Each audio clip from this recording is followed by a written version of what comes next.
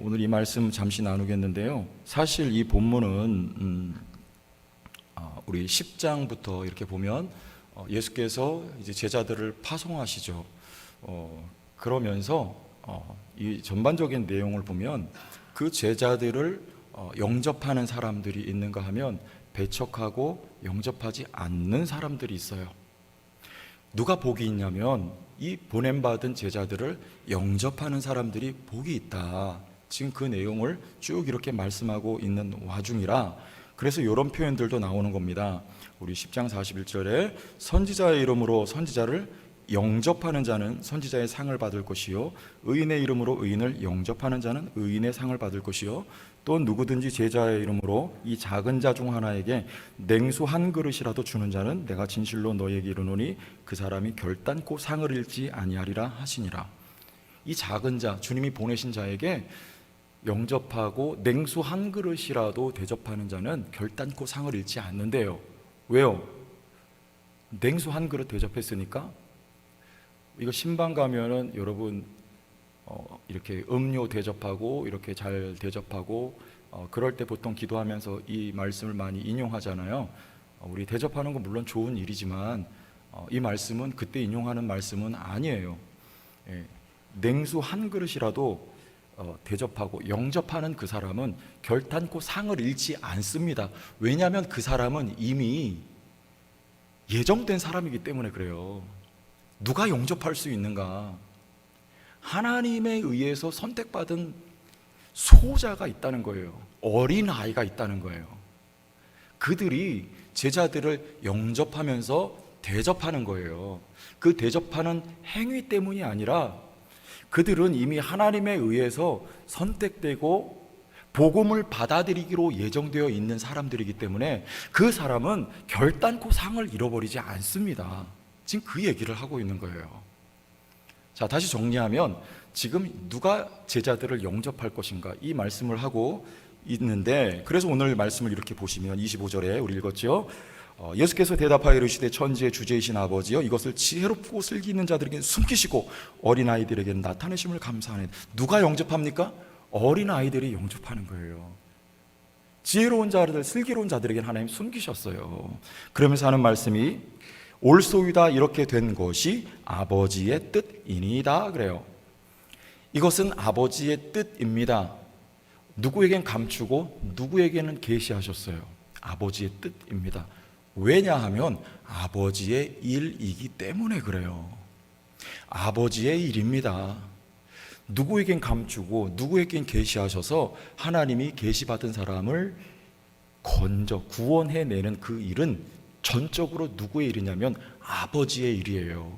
그래서 사람이 다른 박질을 한다고 해서 알 수 있는 게 아니고 사람이 노력으로 알 수 있는 게 아니에요. 사람의 일이 아닙니다. 이거는 하나님 아버지의 일입니다. 전적으로.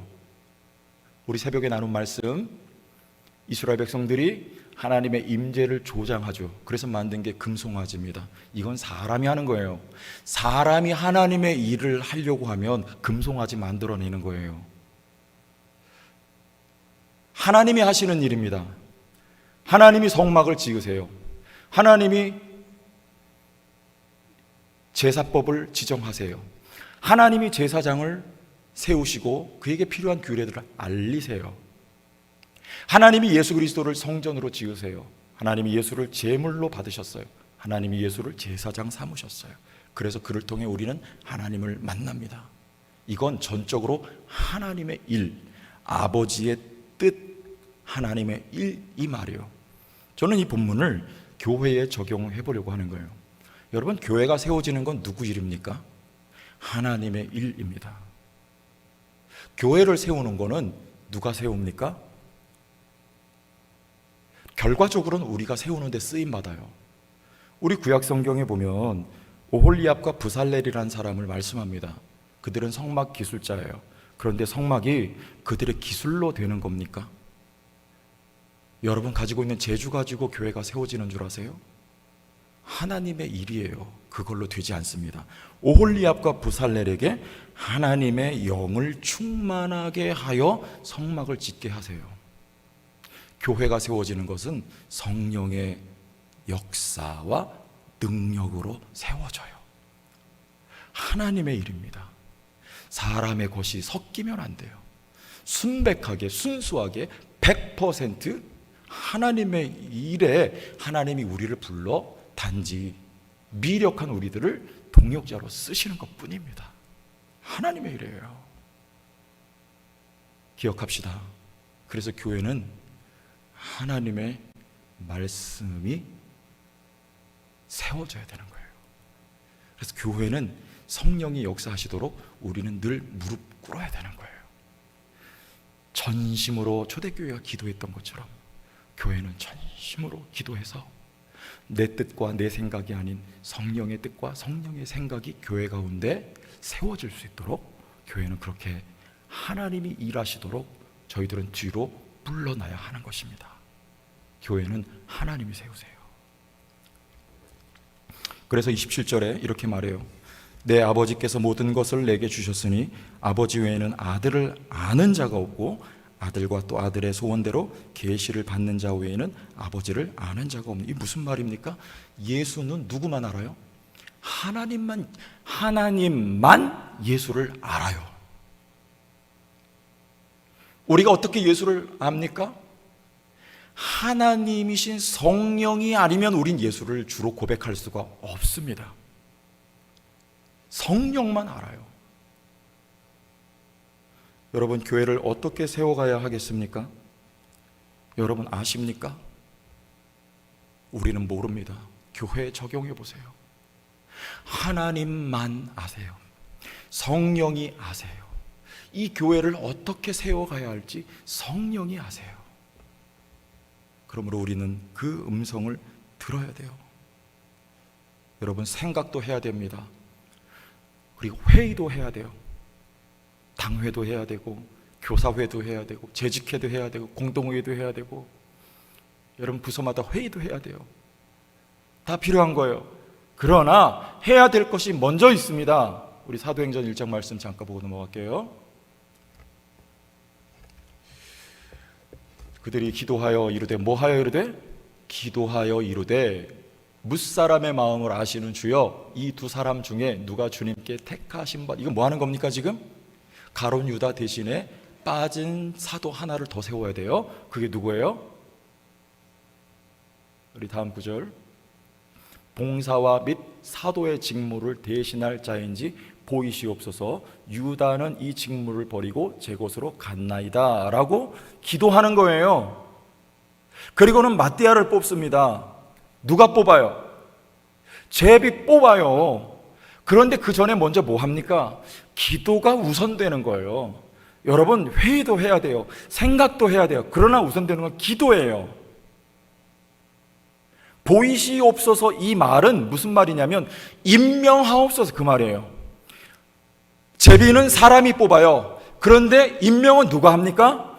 하나님이 하나님의 뜻에 따라 제비 뽑기를 사용하셔서 하나님이 마띠아를 임명하시는 거예요. 우리도 마찬가지입니다. 회의도 하고 다 해야 돼요. 그러나 먼저 우선된 것은 기도하는 거예요. 기도함으로 하나님의 뜻을 구하고 우리는 회의하지만 그러나 하나님의 뜻이 그 가운데 세워지는 것입니다. 하나님이 일하시는 방편일 뿐이에요. 그런데 어떤 경우는 그래요. 절대로 내 생각이 관철되지 않으면 나는 집에 안 간다. 이런 분 있잖아요. 그거는 성숙도 아니고 성령도 아닙니다. 그렇게 하면 안 되는 거예요. 하나님이 지금 그 순간 그 모임을 쓰신다니까요. 하나님의 뜻이 세워져야 되고 그리고 그 뜻에 굴복해야 되는 거예요. 우리는 모릅니다. 하나님이 교회를 이끌어 가시는 거예요. 인도해 가시는 거예요. 내 생각은 이렇게 하면 교회가 아름답게 될 것 같은데, 또 어떤 분은 이렇게 하면 교회가 세워질 것 같은데, 그러나 그렇지 않아요. 그럴 수도 있지만 그렇지 않을 수도 있어요. 주여, 주의 뜻을 우리 교회 가운데 나타내 보이시옵소서. 주의 뜻을 이루시옵소서. 우리를 인도하여 주시옵소서. 우리 모두는 요 믿음의 태도 가지고 나가야 되는 거예요. 아멘. 한 가지 더. 우리 28절 29절, 30절 한번 보세요. 이거 잘 아는 유명한 내용이죠. 수고하고 무거운 짐진 자들아 다 내게로 오라. 내가 너희를 뭐하리라? 쉬게 하리라. 이 안식. 그 다음에 나는 마음이 온유하고 겸손하니 나의 멍에를 메고 내게 배우라. 그리하면 너희 마음이 뭐를? 쉼을 얻으리라. 안식. 이는 내 멍에는 쉽고 내 짐은 뭐하니라? 가벼움이니라. 멍에는 무거워요. 근데 주님의 멍에는 쉽고 가볍답니다. 우리 요한일서 말씀에도 하나님의 계명은 무거운 것이 아니라 뭐라고 그랬어요? 하나님의 계명은 그 문맥에 의하면 믿음이에요. 믿음은 누구로부터 옵니까? 주님으로부터 나에게 주어진 선물, 거저. 믿음 갖고 믿음 지키는 것이 계명이라는 거예요. 믿음으로 살아가는 거. 그러므로 거저입니다. 하나님 안에 안식이 있어요. 여러분 이것을 교회에 그대로 적용해 보세요. 하나님이 일하시면 교회 가운데 쉼이 있어요. 쉼은 바꿔서 말하면 은혜입니다. 이스라엘 백성들은 어떻게 살아갑니까? 아니 이방인들은 어떻게 살아갑니까? 창세기 말 내 이마에 땀을 흘려야 수고하여야 내가 먹고 살아간다 그랬어요. 이게 저주예요. 하나님과 아무 관계가 없어서 하나님으로부터 어떤 도움도 입지 못하고 그저 내 이마에 땀을 흘려야 밭을 갈아야 먹고 살아가는 존재 인생들, 이게 하나님과 관계없는 저주받은 이방인들이에요. 그러나 성도는요, 내 힘으로 살아가는 존재가 아니에요. 은혜로 살아가는 사람들이에요. 시작부터 마지막까지 저 하늘에서 하늘문을 열어주시고 내려주시는 이른 비와 늦은 비로, 때로는 은혜의 소나기로, 때로는 이슬같이 내리는 하나님의 은혜의 단비로 저와 여러분들은 은혜로 살아가는 존재들이에요. 이방인과는 달라요. 하늘과 땅이 다 연결돼요. 야곱의 머리에 사닥다리에 천사가 오르락 내리락 한 것은 다름 아닌 저와 여러분들의 영적인 현실이에요. 하나님과 우리는 연결이 되어서 천사가 오르락 내리락 할 뿐만 아니라 우리는 하늘로부터 모든 도움과 힘을 얻어서 살아가는 하나님의 사람들. 내 힘과 내 노력으로 살아가는 것이 아니라 은혜로 하나님의 힘으로 도움으로 살아가는 자들, 은혜 받은 백성들. 이게 안식. 누구에게 가면요? 짐이 무거우냐 홀로 지고 가기에 험한 데로 갈까 무섭지는 않느냐 온갖 일에 매여 고달프지 않느냐 예수께 가면 주 내게 오리라. 누구에게 가면? 내게로 오라. 내가 너희를 쉬게 하리라. 여러분 주님께 나갈 수 있길 바랍니다. 예수 믿어도 내 힘으로 살아가는 경우가 많아요. 그러나 다시 마음 고쳐 주님께 나가세요. 그리고 하늘을 바라보세요. 은혜로 살아가세요. 거저 살아가요. 하나님의 힘과 하나님의 능력과 하나님의 도우심을 힘입어 살아가는 거예요. 아니 내가 힘 흘려 땀 흘려서 돈 벌고 내가 그렇게 살아갔는데 하나님이 복 주시지 않으면 불가능한 거예요. 하나님이 복 주시지 않으면 나에게 건강이 있을 수 없는 거예요. 하나님이 복 주시지 않으면 내 가정이 유지될 수 없는 거예요. 하나님의 은혜로 우리가 살아가는 거예요. 여러분의 앞길도 이 세상 떠나갈 때까지 하나님의 은혜를 의지하여서 우리는 살아가는 존재들이에요. 교회에 적용해 보세요. 여러분 이 교회의 주인은 하나님이세요. 이걸 인정하고 나가세요. 교회는 하나님의 은혜로 세워지는 거예요. 내 생각, 내 노력, 내 에너지, NO! 하나님의 복이 있어야 돼요. 하나님의 은혜가 부어져야 교회가 돼요. 하나님의 힘으로 교회가 힘이 써지는 것이고 하나님의 밀어주셔야 교회가 나가는 것이고요. 하나님이 앞서 가셔야 교회가 바른 길로 인도되어 가는 것입니다. 수고하고 무거운 짐진 자들아 다 내게로 오라. 우리 주께로 나아가는 성도교회가 됩시다. 아멘. 내가 너희를 쉬게 하리라.